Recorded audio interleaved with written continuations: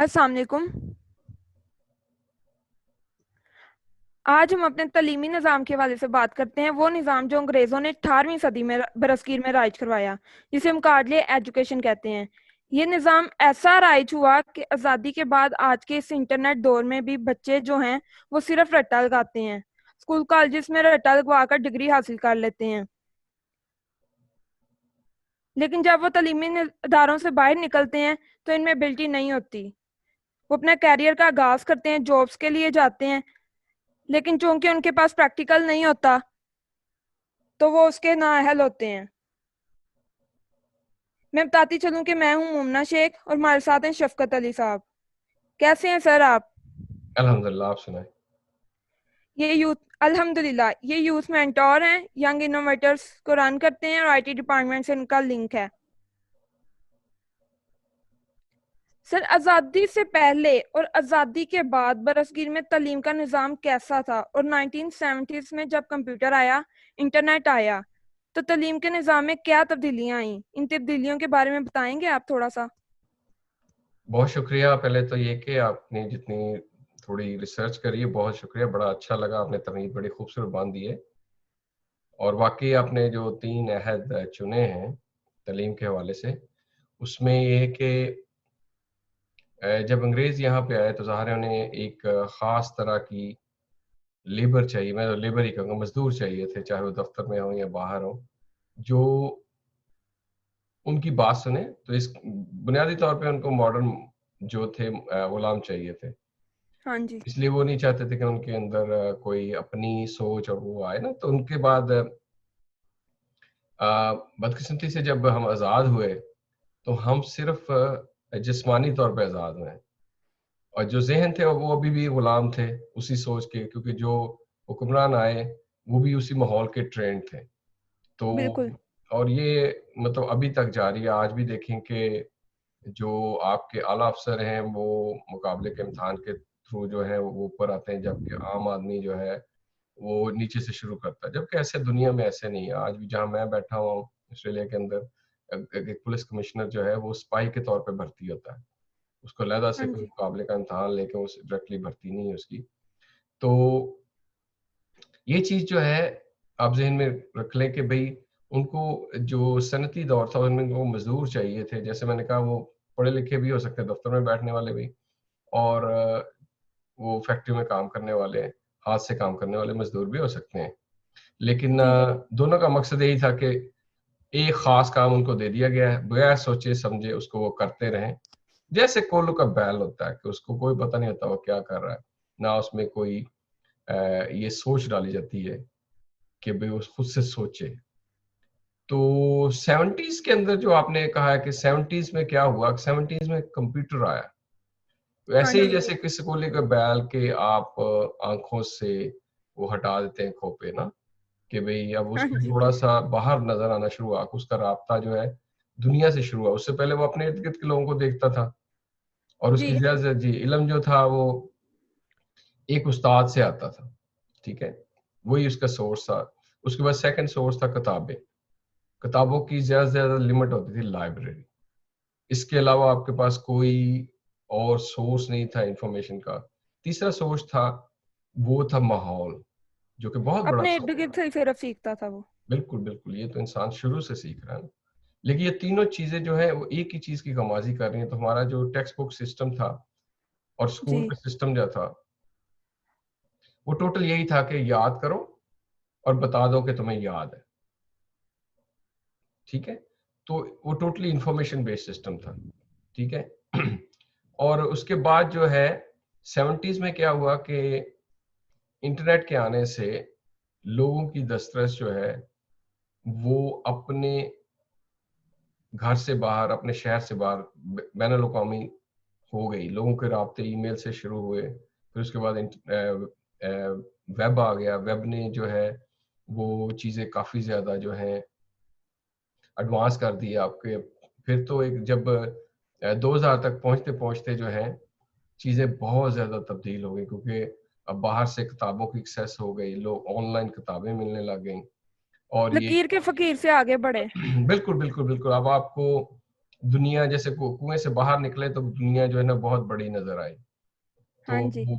यहाँ पे जो है हमें जो है पता चला कि एक और भी तालीमी निज़ाम है जिसके अंदर रट्टालाइजेशन जो है ना, इसके बगैर भी पढ़ाई होती है।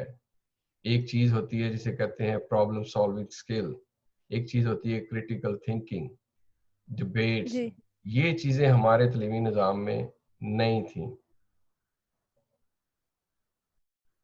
तो आपने सोचा कि आज के इस जदीद दौर में भी बच्चे सिर्फ सीखते हैं लेकिन इसका प्रैक्टिकल नहीं कर रहे हैं, तो आपने आईपा पर वर्कशॉप की। आप बताएंगे कि आईपा क्या है? ठीक है, इसके बारे में बहुत अच्छी चीज आपने कही कि जैसे मैंने कहा कि IPA stands for the information practice application. ठीक है, जी। इसके कई फॉर्मेशन है। ये बुनियादी तौर पे हम जो अपने यंग इनोवेटर्स के अंदर अप्रोच इस्तेमाल करते हैं, हम कहते हैं कि इंफॉर्मेशन जो है ये आपकी तालीम के अंदर इनकी अहमियत सिर्फ अगर वक्त के लिहाज से देखा जाए तो सिर्फ और सिर्फ जो है ना वो 5 to 10% है। ठीक है, मैं मिसाल से समझाऊंगा फिर आपको बेहतर पता चलेगा। जी। जी। और उसके बाद जो है जो प्रैक्टिस है वो आपकी जो है रेस्ट 15 to 20% होनी चाहिए। जो असल लर्निंग है वो है एप्लीकेशन, कि आपने उस नॉलेज को अप्लाई करना है, वो आपकी 60 to 80% होनी चाहिए। ये डिपेंड करता है डिफरेंट एक्टिविटीज के ऊपर। जैसे फॉर एग्जांपल आपने दो मिसालें लेते हैं। एक जी। अमली दुनिया की मिसाल है, आपने जब साइकिल चलाना सीखा बचपन में हाँ तो जी। आपको बैठ के किसी ने किताब नहीं उसकी पढ़ाई, उसके बिल्कुल। सोलो जवाब नहीं सिखाया, किसी ने 5% में आपको 5 मिनट में कह लें कि बताया कि ये पैडल है, ये हैंडल है और इसको पकड़ के तुमने बैलेंस करना है। ठीक है, जी। तो उसके बाद उसने कहा थोड़ा सा प्रैक्टिस कर लो। ठीक है, और थोड़ी देर उसने आपको आपके साथ चलाया होगा हाथ पकड़ के। मे बी किसी ने ट्राईसाइकिल इस्तेमाल किया को पहले छोटे पहिए लगा लिए, और ये प्रैक्टिस करने के बाद जो है अब आपको कहा कि भी रोजाना इसको ना आप अप्लाई करो इंडिपेंडेंटली। तो जी। आपने साइकिल तभी सीखा जब आप इंडिपेंडेंटली उसको अप्लाई कर रहे थे। अब इसी को अगर हम अपनी स्कूल की दुनिया में लेके जाएं, तो अगर आपको मैथ के क्वेश्चन याद हो तो टीचर क्या करता था कि वो, क्योंकि मैथ बस में सॉल्व रट्टा, करा दिया। हाँ क्योंकि math is a good example कि जिसमें रट्टा नहीं चलता ना हाँ आमतौर जी। पर। कुछ लोग तो फिर भी अभी भी मैंने देखा है वो मैथ के सवालों को भी याद कर लेते हैं, which is like मैजिक है मेरे लिए। तो बिल्कुल सही बात। तो उसमें क्योंकि मुझे एक लतीफ़ा याद जाते जाते मैं बता देता हूँ कि मैं बैठा हुआ था तो एक मेरी भतीजी बहुत मतलब लायक है, लेकिन मैथ हाँ उनके जी। लिए वबाले जान था, तो वो मैथ को याद कर लेती। रटा। इवन मैं एक दिन बैठा तो वो मुझे बार बार आवाज आ रही आस आस आस। मैंने कहा ये क्या वर्ड है, मैंने इंग्लिश में ऐसा लफ्ज कभी नहीं सुना। तो पता चला वो मैथ के सवालों को याद कर रही थी और उसके एंड में जो आंसर का शॉर्ट वर्ड लिखा होता है वो भी उसको साथ याद कर रही थी। तो ये एक ट्रेजेडी रही है हमारी। तो उसमें जो है मैथ को अगर आप देखें तो टीचर आपको एक्सप्लेन करता है कि भाई ये ऐसे आपने तकसीम ज़रब या कुछ भी करना है। जी। उसके बाद वो आपको 2-3 सवाल मिलके करवा देता है। उसके बाद वो एक लंबी सी मशक दे देता है कि भई आप इसको करें।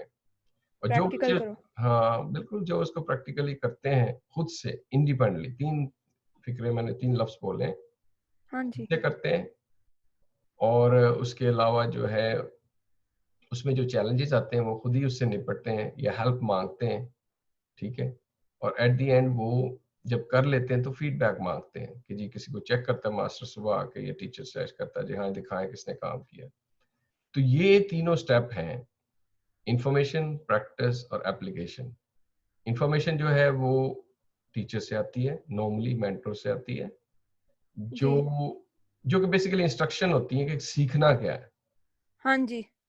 और प्रैक्टिस ये होती है जिसमें वो और आप मिलके करते हैं। एक गाइडेड माहौल होता है, एक मिलजुल के करने वाला क्लास का माहौल भी हो सकता है, ऑनलाइन माहौल भी हो सकता है। और तीसरा है एप्लीकेशन कि आप इंडिपेंडेंटली अपनी स्पेस के अंदर बगैर किसी के सहारे के खुद से करते हैं, और जिसको हम आम तौर पे तजर्बा कहते हैं।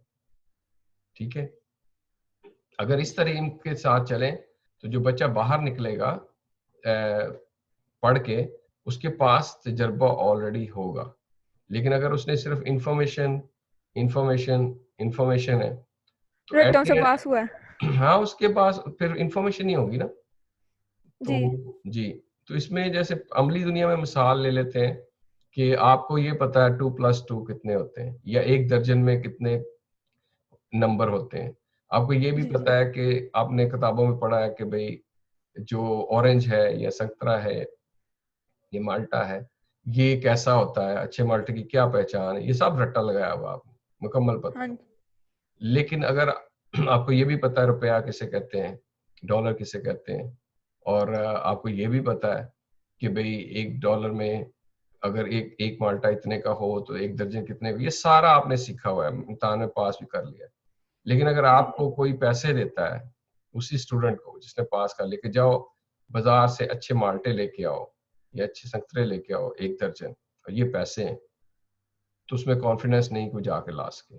हालांकि उसके पास सारा इंफॉर्मेशन थी, लेकिन ना तो जी। किसी ने उसको प्रैक्टिस करवाई, ना और ही ना उसको उसने। अप्लाई करना है। हाँ, होना यही चाहिए था कि यहाँ पे मतलब स्कूलों के अंदर बच्चों को डमी मनी दी जाती है और उनको बैंकिंग सिखाई जाती है, इस तरह वो उस क्लास के अंदर ही खेलते हैं। लेकिन जी एटलीस्ट और पेरेंट्स हम लोग जब मार्केट जाते हैं तो बच्चों को कहते हैं कि ये हिसाब करो, ये चीजें खुद से लो, और ये कि कभी कभी हम कहते हैं हम यहाँ बैठे हैं तो जाके खरीद के लाओ इंडिपेंडेंटली, क्योंकि जितनी जो आपकी जो उम्र है ना बेसिकली वो आपका तजर्बा ही है। तो ये जी चीज जो है ना आप हमारे माहौल में जो है ना वो स्टडी के माहौल में कम है। इसी की वजह से जो है ना वो हमारे यहाँ काम अक्सर चलता है, बुजुर्ग जो हैं इनके पास बहुत ज्यादा तजर्बा, कहते हैं वो कोई बच्चा इस तरह से परफॉर्म कर रहा हो ना जो बहुत कुछ जानता है, और जैसे कि उसे को काम कहे तो उसे नहीं होता, तो कहते हैं यार तुम तो पढ़ाकू बच्चे हो, तुम लोगों को क्या पता जिंदगी क्या है। हालांकि होना ये चाहिए कि तालीम जो है बेसिकली आपको जिंदगी के लिए तैयार करती है ना, हाँ जी तो जिंदगी एक प्रैक्टिकल चीज है। तो अगर आप उसके लिए तैयार नहीं है तो ये आइपा का मुकम्मल वो है तारफ के भाई हमारा जितनी भी क्लासें वर्कशॉप हैं, जितनी भी हम एक्टिविटीज करते हैं, हम इसी सोच के मुताबिक करते हैं कि बच्चों को थोड़ी सी इंफॉर्मेशन दी जाए कि करना क्या है, ठीक है, इसके लर्निंग रिसोर्सेज कहाँ से लेने हैं, और उसके बाद हम उन्हें एक्टिविटी करने को देते हैं, एक छोटी सी एक्टिविटी जो कि जी हमने जी। डिजाइन की होती है क्लास के अंदर, तो वो उसको इसकी करते हैं।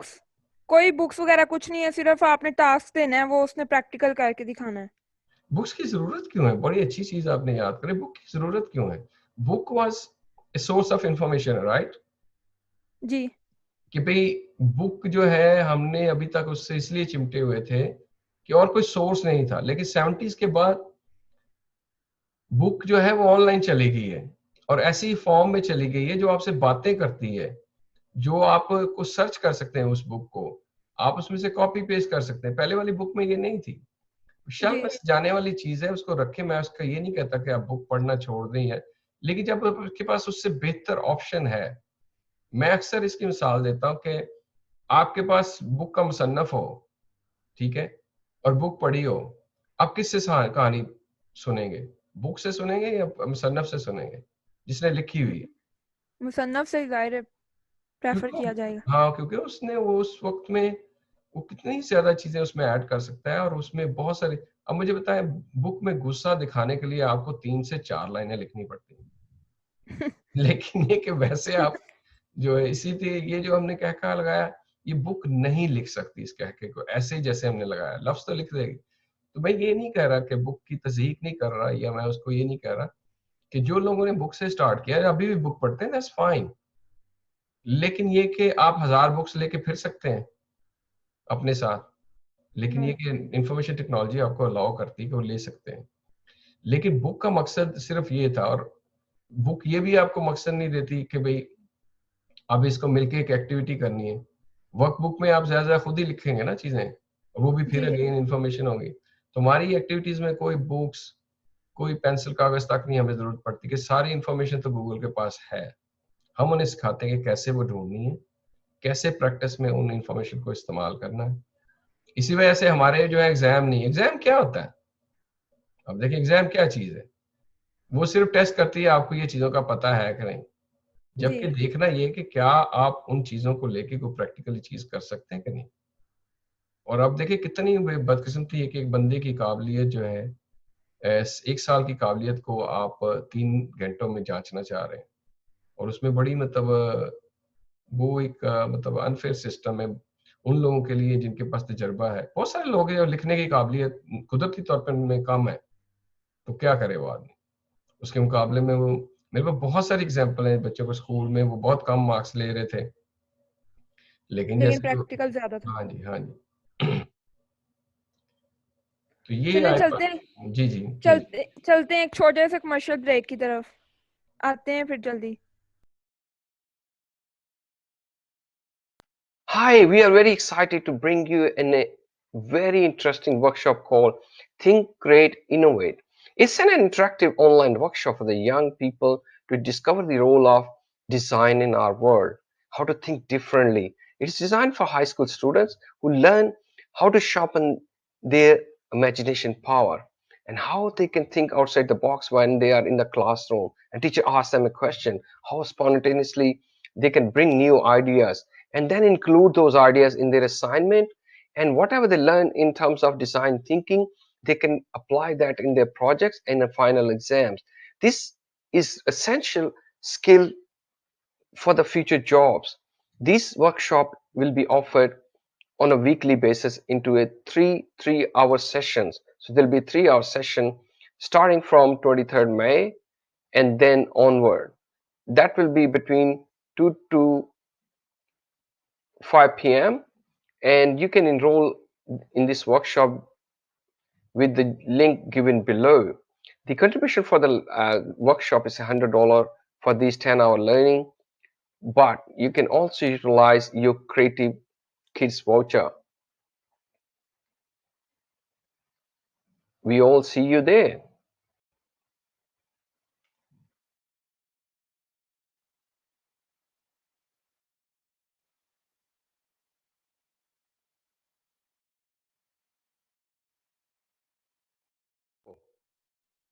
Welcome back.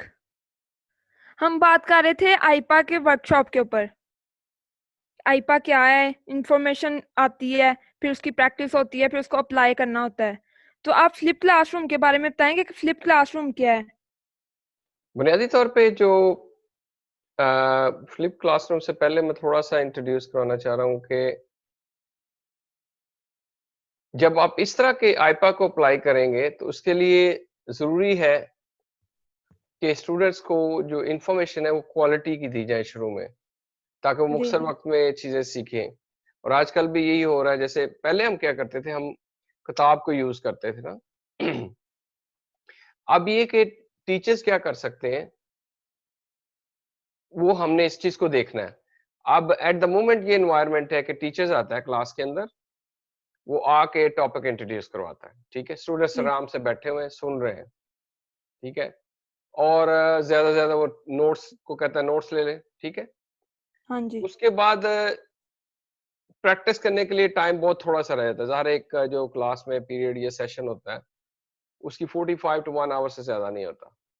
अब जो कॉलेजेस में है वो लेक्चर होता है, 2 घंटे लेक्चर चल रहा है और स्टूडेंट सुन रहे हैं या नोट्स ले रहे हैं, ठीक है। बिल्कुल। सारा टाइम निकल गया इन्फॉर्मेशन में। अब प्रैक्टिस जी कब करनी है? सोचने वाली बात है। प्रैक्टिस करने के लिए बहुत महदूद टाइम रह गया। अब मोस्टली वो प्रैक्टिस जो है वो टीचर्स या वो अगर आपको ट्यूटोरियल में लेके जाते हैं या स्कूल के अंदर वो आखिरी जो टाइम बचता है उसमें जल्दी जल्दी वो 1-2 प्रैक्टिसेस करवा देता है। जी। और उसके बाद जो है वो आपको होमवर्क दे देते हैं या कॉलेजेस में असाइनमेंट दे देते हैं। स्टिक टू द स्कूल, क्योंकि अभी हम एक स्कूल के एनवायरनमेंट पे बात करते हैं, हाई स्कूल को ले लेते हैं। तो वो उसको काम दे देते हैं कि आप जाएं और घर जाके जो है इस पे काम करें। अब वो घर जाता है बच्चा, तो उसको वहां पे प्रॉब्लम्स आते हैं, चैलेंजेस आते हैं, उसको सवाल पूछने हैं, ठीक है। उसको जो है या तो वो जो है अपने दोस्तों को राब्ता करता है, टीचर उसके पास अब अवेलेबल नहीं है, ज़ाहिर है वो हाँ दुनिया जी। में चला गया, उसकी जॉब थी खत्म हो गई। फिर आजकल इंटरनेट आ गया तो इंटरनेट से कंसल्ट करता है। तो जो वो उतना नहीं सीख पाता उसको अप्लाई करते हुए, जितना उसको सीखना चाहिए था। और फिर वो शॉर्टकट मारता है कि मुझे सुबह ये काम सबमिट करवाना है, चलो जल्दी से कहीं से मांग तांग के काम कर लो। तो जो उसकी अपनी स्किल है इंडिपेंडेंट लर्निंग की, अप्लाई करने की, वो नहीं आती। इसकी बजाय फ्लिप क्लासरूम का कॉन्सेप्ट है, वो ये कहता है कि आप स्टूडेंट्स को इंफॉर्मेशन जो है वीडियो की शक्ल में पहले से दे दें। जैसे आपने जो कल पढ़ाना है, वो आज टीचर जो है, वो यूट्यूब पे, फेसबुक, जहाँ भी मतलब टीचर्स को रिकॉर्डिंग दे दें। हाँ, उसको रिकॉर्ड करके दे दें। और उसका फायदा ये होता है रिकॉर्डिंग का, जरूरी नहीं उसकी अपनी रिकॉर्डिंग हो, वो कहीं से ले भी सकता है अच्छी सी चीज। फॉर एग्जाम्पल, आपने एहराम मिस्र की हिस्ट्री पे बात करनी है, ठीक है, आप उसको एक डॉक्यूमेंट्री जी भेज देते हैं या आप अपनी रिकॉर्डिंग की दे देते हैं। फायदा ये है, अब देखें, इसका तकाबला करें जब टीचर्स क्लास में पढ़ा रहा है। जब टीचर क्लास में पढ़ा रहा है, जरूरी नहीं सारे स्टूडेंट्स वहां पे हाजिर हो, और जरूरी नहीं कि सारे स्टूडेंट वहां पे ज़हनी तौर पे हाजिर हो। बिल्कुल। ठीक है।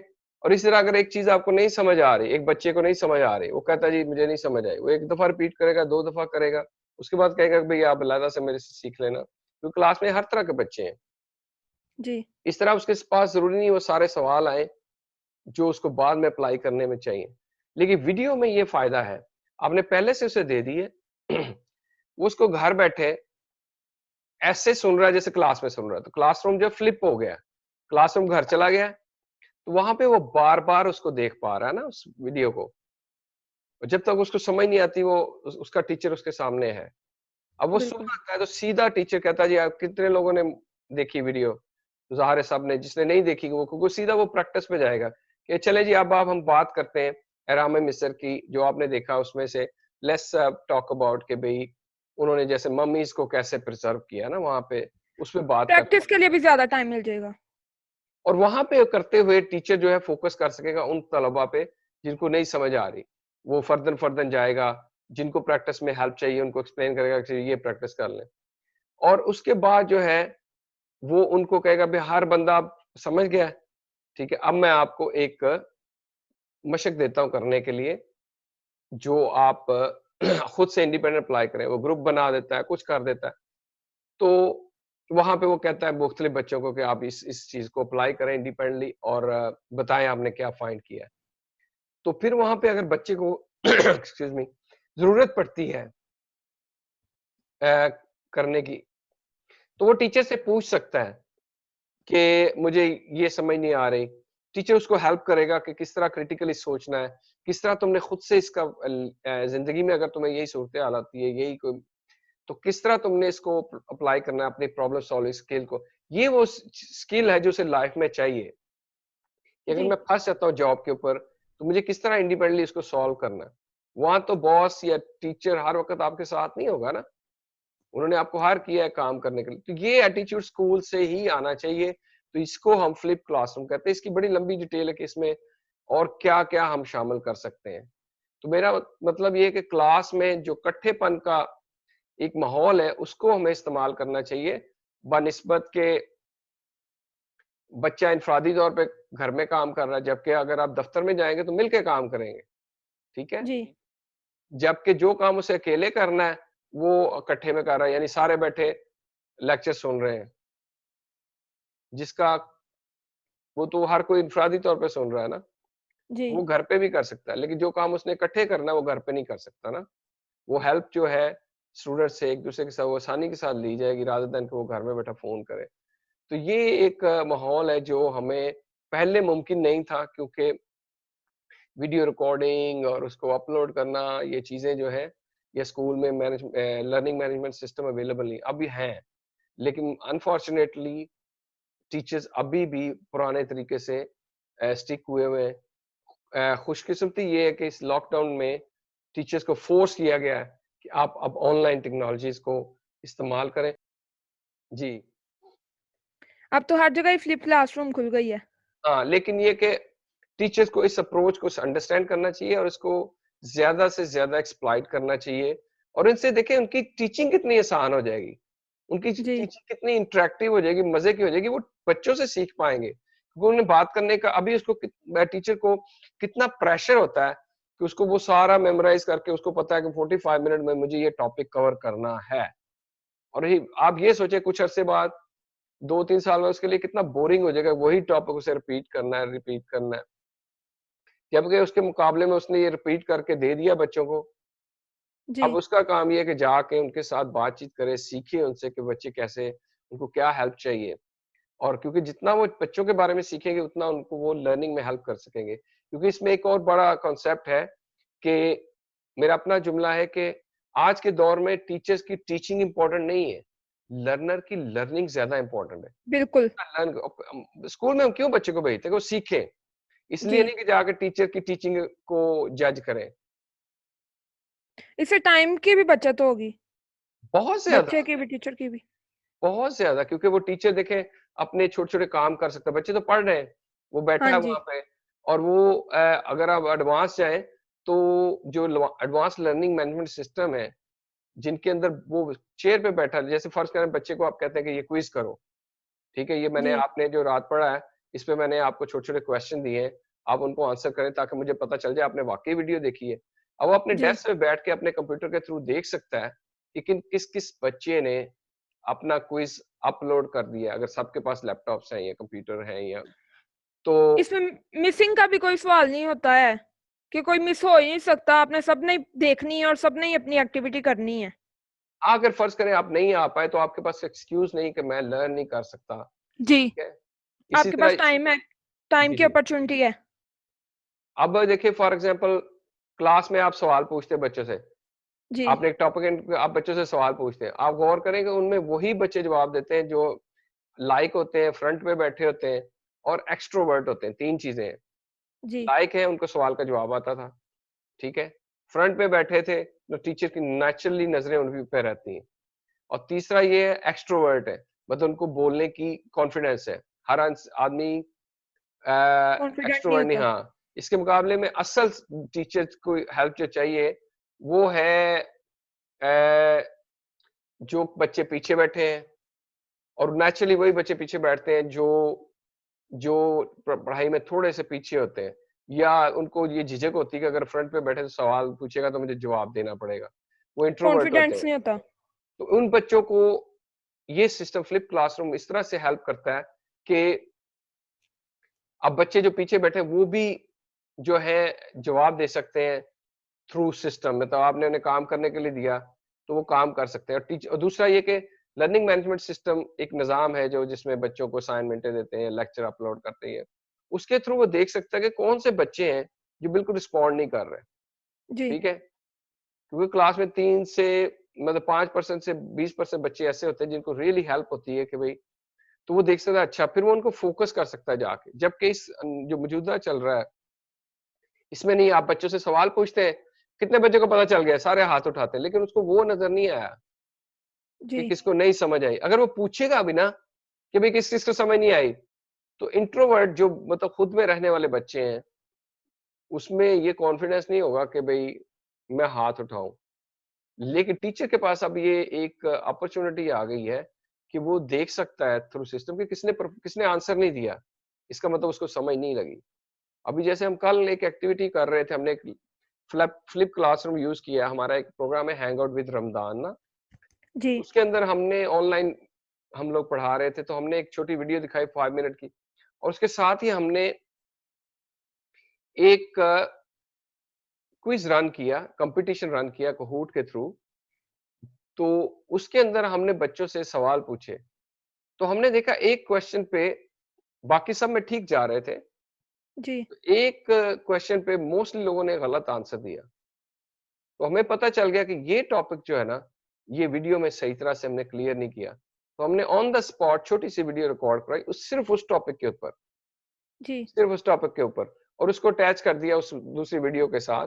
अटैच से मतलब लिंक कर दिया कि उस वीडियो के एंड में आ गया कि अब ये वीडियो भी देखें। ये चीज़ पहले मुमकिन नहीं थी। टीचर पढ़ा देता था, उसको कोई पता नहीं कि बच्चे को कितनी समझ लगी। उसके पास कोई सिस्टम ही नहीं था, अप्रोच ही नहीं थी।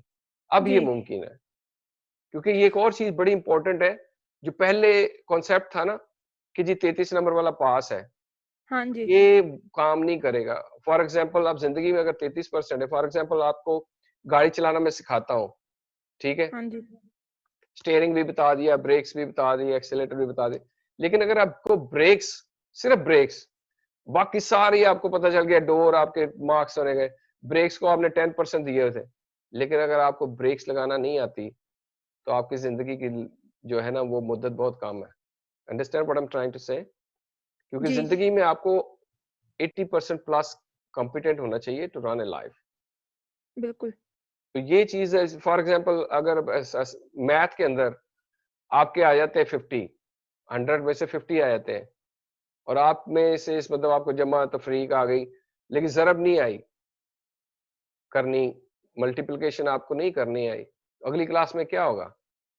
वो सारे टॉपिक जो मल्टीप्लिकेशन पे बेस करते थे, ज़रब पे बेस करते थे, वो भी आपको समझ नहीं आ गई। बिल्कुल। तो ये चीज़ बड़ी इंपॉर्टेंट है कि हर बच्चे को जो की कॉन्सेप्ट है सबको आने चाहिए, ताकि क्योंकि अगली क्लासों में वो उसी की बेस पे चीज़ें चलेंगी। स्पेशली टेक्निकल सब्जेक्ट में तो ये मुमकिन ही नहीं है, अगर आपको पिछला चैप्टर नहीं आता, अगला चैप्टर आप नहीं स्टडी कर सकते। तो इस लिहाज से फ्लिप क्लासरूम जो है बहुत ज़रूरी है कि उसको जितना ज़्यादा अडॉप्ट कर सकेंगे, और उससे आपको देखें, हम मशक में या अप्लाई करने में, प्रैक्टिस और एप्लीकेशन में रट्टा नहीं चलेगा। अगर जी, आपने एक चीज़ अप्लाई करके दिखा दी है, तो आपको एग्ज़ाम की भी कोई ज़रूरत नहीं है। देखिए आपके अगर टीचर को भी पता है कि आपको आता है और आपको भी पता है कि आपको ये काम करना आ गया है। एब्सोल्युटली, क्योंकि यही इम्पोर्टेंट है ना, और ये हमारा आम भी यही है। अगर अल्लाह ताला का भी ये देखे हिसाब, और आपके कि अमल से ज़िंदगी बनती है, जन्नत भी जहन्नम भी। तो अल्लाह ताला भी कहते हैं कि आपके अमलों का हिसाब लो, कहीं नहीं लिखा कि आपकी याददाश्त का हिसाब होगा। जी। आप जॉब पे आपको क्या पैसे मिलते हैं? काम करने के पैसे मिलते हैं, या काम के बारे में बताने के पैसे मिलते हैं? आपको काम आता है, हमें क्या लगे, आप काम करके दिखाओगे तो फिर पता चलेगा। फ़र्ज़ करें मेरे पास कोई डिग्री नहीं है, लेकिन मुझे वो काम आता है, तो मेरे ज़्यादा चांसेस है जॉब लेने के बनिस्बत ये कि अ, उस बंदे के जिसके पास डिग्री है लेकिन काम नहीं आता ना। जी, और और यही चीज़ जो है, अगर इस अप्रोच से लेके निकलेंगे, तो इवन जो बंदा मैट्रिक करके निकलता है या कॉलेज करके खत्म होता है, उसके पास एक्सपीरियंस होगा। उसके पास एक्सपीरियंस होगा, स्पेशली अगर टीचर जो है, वो असाइनमेंटें और ऐसी चीज़ें बनाता है जो कि रियल हों, हकीकी ज़िंदगी से लेके बैठे। फॉर एग्ज़ाम्पल मैं आपको एक टॉपिक बताता हूँ कि जी। आज आपको फ़र्ज़ करें मुताला पाकिस्तान में आपको वो पढ़ाते हैं कि प्राइम मिनिस्टर्स के नाम याद ओह! करवाते हैं, या 14 निकात जी, करते हैं, ठीक है? तो आपको याद हो गया, आपने बता दिया, उसके बाद आपको पता चल गया। अब टीचर एक असाइनमेंट तो ये है कि वो कहेगा कि यार इसको कल लिख के ला दो, या हाँ टेस्ट जी, ले लेगा कभी क्लास में कि चलो भाई लिखो। लेकिन इससे जी, कहीं खूबसूरत हो कि आप कहते हैं सवाल टीचर असाइनमेंट बनाए कि कायदे-आज़म के 14 नुकात को देखते हुए आप आज इमरान खान जो पॉलिसी ले रहा है उसके अंदर तकाबला करें कि कितनी चीज़ें हुई हैं। या दो कौमी नज़रिया जो देखा था, अब आप आज के साल में देखें क्या दो कौमी नज़रिया जो है वो वाक़ई हकीकत है या नहीं है। तो स्टूडेंट्स रिलेट कर पाएँगे अपनी स्टडी को ज़िंदगी के साथ। ये भी एक और मसला है। इवन यूनिवर्सिटी लेवल तक बच्चों से पूछते हैं, कहते हैं जो भी सीख रहे हैं इसका ज़िंदगी से कोई समझ नहीं आ रही।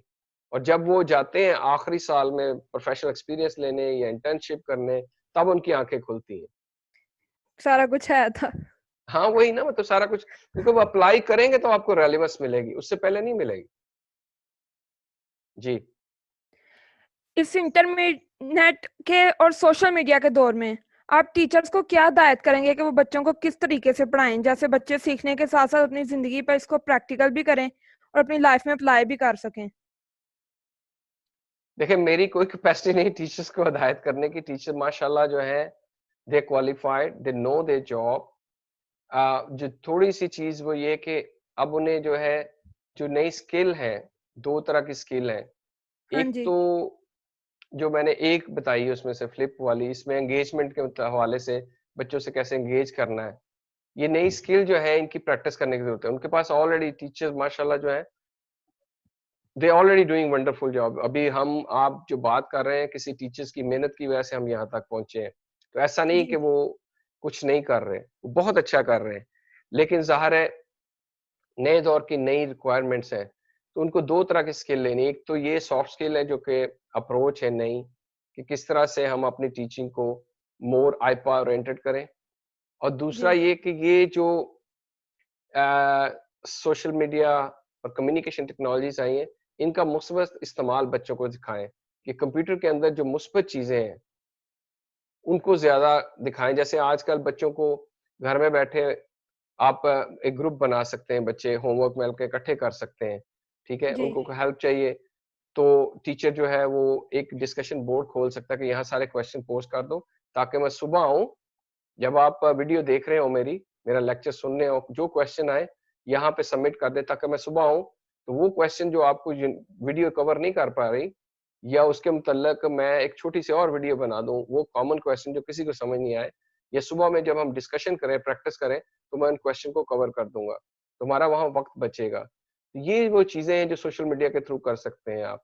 इसी तरह अभी मैं एक प्रोग्राम अपने बच्चा मेरा कर रहा था, तो उन्होंने यूट्यूब का ओपन सेशन रखा है। अब आप देखिए, ये पहले मुमकिन नहीं था, पूरी दुनिया में वो पढ़ा रहे हैं।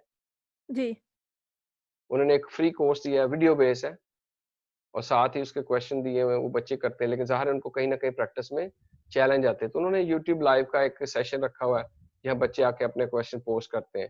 तो वो क्वेश्चन जो है डॉक्यूमेंटेड हो जाते हैं। तो टीचर के लिए बड़ी हेल्प है, जब वो नेक्स्ट टाइम वीडियो रिकॉर्ड कराएगा, ये चीज़ें कवर करेगा, वो उसको उसमें कवर कर देगा। तो इस तरह इल्म जो है, वो बड़ी तेज़ी से आगे बढ़ेगा। अब ऑन द अदर साइड जो आपने पूछा है कि स्टूडेंट्स क्या करें? स्टूडेंट्स भी इस अप्रोच को देखें कि वो इन्फॉर्मेशन से बाहर निकलें। आप ये ज़हन रखिए कि आपके ज़हन का एक मेमोरी का पार्ट बाहर भी पड़ा है, जिसको गूगल कहते हैं। जी तो वो आपके पास दस्तरस है। कभी भी आपने अपने मोबाइल की, लैपटॉप की विंडो खोलनी है और आपको उसकी एक्सेस होनी है। वो ये नई स्किल सीखें कि गूगल को प्रॉपर्ली कैसे इस्तेमाल करना है, कि वो थोड़े वक़्त में ज़्यादा इसका हम वर्कशॉप रन करते हैं, Google for studies, productive studies. इसी तरह वो लर्न करें कि कैसे मेरा सारा जो क्लास वर्क है, स्कूल वर्क है, प्रोजेक्ट वर्क है, वो ऑनलाइन रह के कभी भी बेटा मैं कहीं भी पढ़ सकूँ, ताकि कभी भी मुझे आइडिया आए, तो मैं अपनी असाइनमेंट पे काम कर सकूँ। ये नहीं कि घर में कॉपी पड़ी है, अब उसी में जाके करना है ना। इसी तरह वो देखिए कि कम वक़्त में जो है मैंने ज़्यादा चीज़ें कैसे करनी है, ठीक है? वो थ्रू प्रैक्टिस करके गूगल करे। आपकी नोटबुक ही हर टाइम आपके पास हो। एब्सोल्युटली, आपकी ऑनलाइन चीज़ें आपके हाथ में हो हर वक़्त।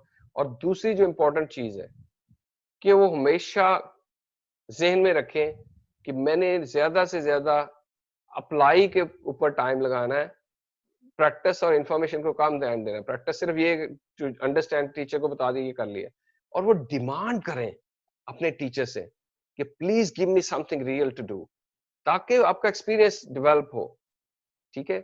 ज़्यादा से ज़्यादा कोशिश करें कि यार मैं इसको, इस लर्निंग एनवायरनमेंट को अपने ऐसे करूँ जैसे मैं जॉब कर रहा हूँ। अगर जॉब इस तरह की, ताकि वो जब बाहर निकले तो कहें जी हाँ, मैंने ये काम किया हुआ है, ये मैंने ये काम किया हुआ है।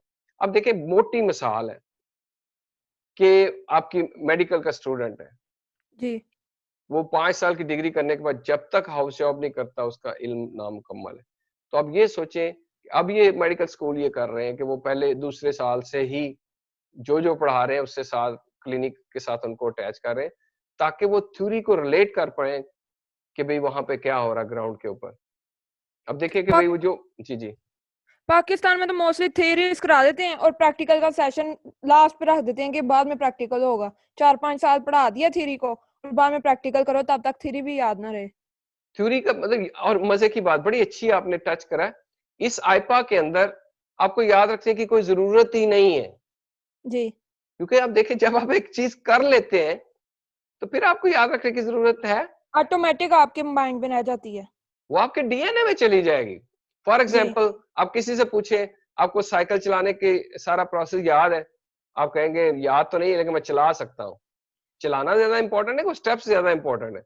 ब्रेक कहाँ पे है, ये याद रखने की ज़रूरत ही नहीं है, वो ऑटोमेटिकली लग जानी है। जो जी गाड़ी चलाता है उसको पूछे ना कि कितनी देर तुम एक्सीलरेटर और ब्रेक दबाते हो? कहता है जी ये तो सब ऑटोमेटिक हो गया है।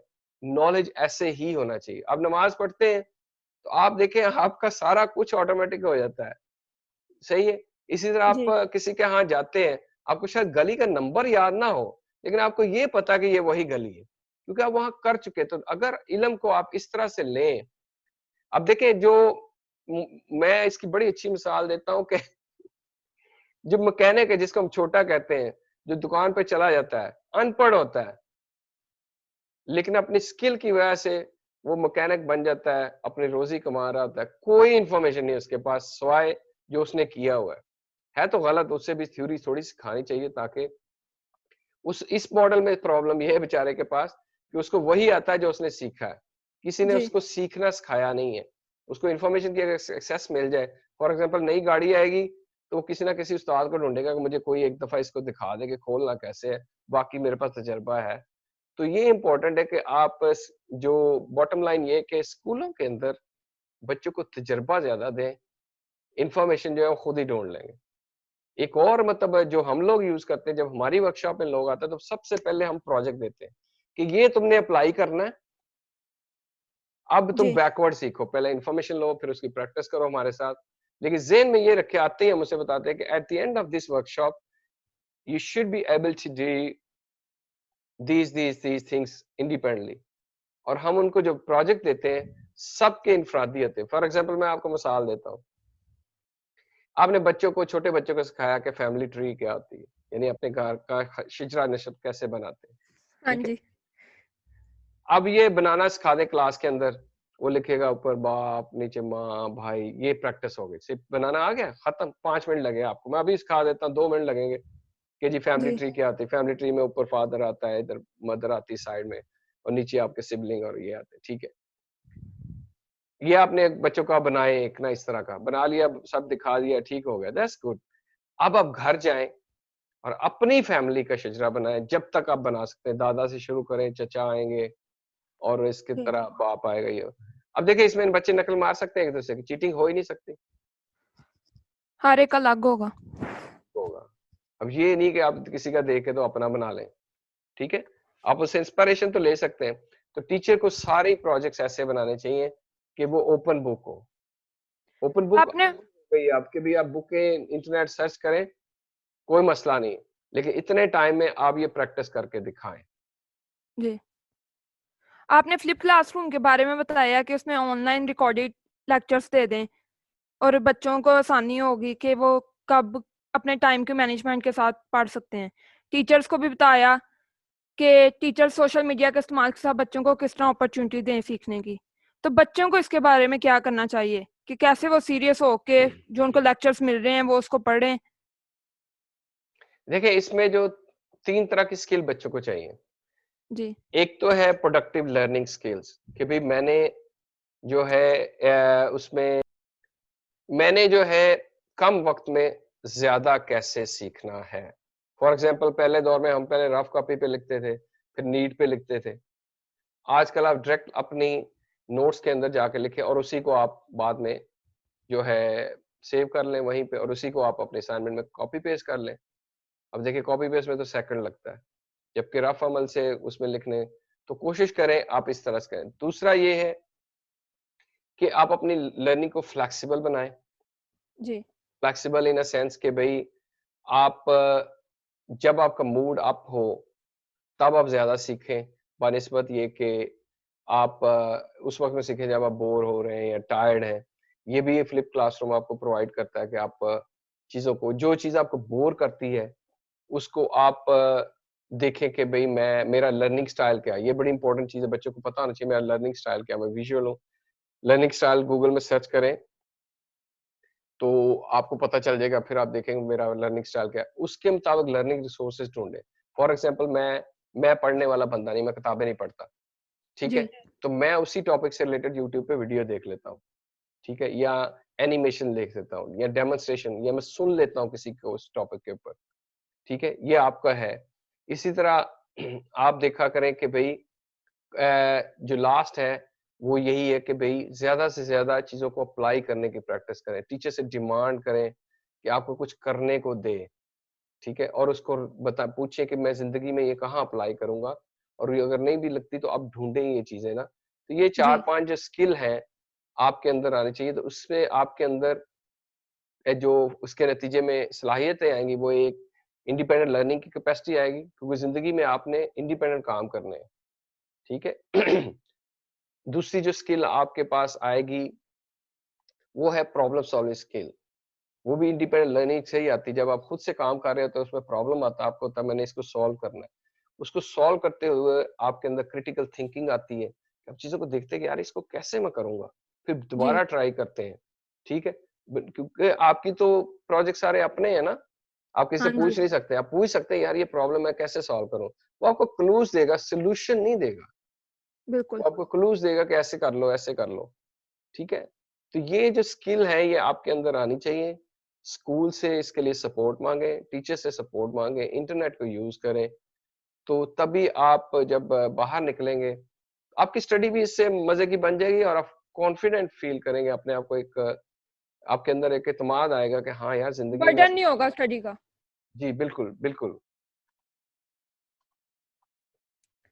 चलिए, बहुत अच्छा लगा आपसे बात करके। दिल नहीं कर रहा मेरा क्लोज करने को शो को, लेकिन जाना तो है।